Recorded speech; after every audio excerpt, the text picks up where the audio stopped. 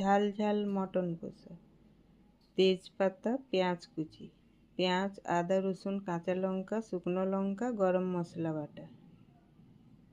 নেড়ে চেড়ে মশলাটা একটু ভাজা ভাজা করে নেব।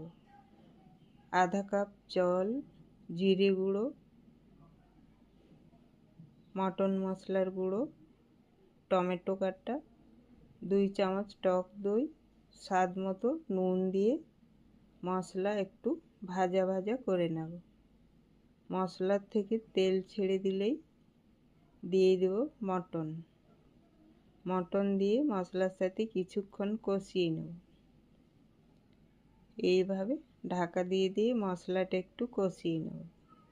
তারপর 2 কাপ মতো জল দিয়ে ঢাকা দিয়ে আধা ঘন্টা রেখে আধা ঘন্টা পর ঢাকনা খুলে ভেজে রাখা কসুরি মেথি দিয়ে নেড়ে চেড়ে আবার ঢাকা দিয়ে আধা ঘন্টা মতো রেখে ঢাকনা খুলে নেড়ে চেড়ে চেক করে নেব।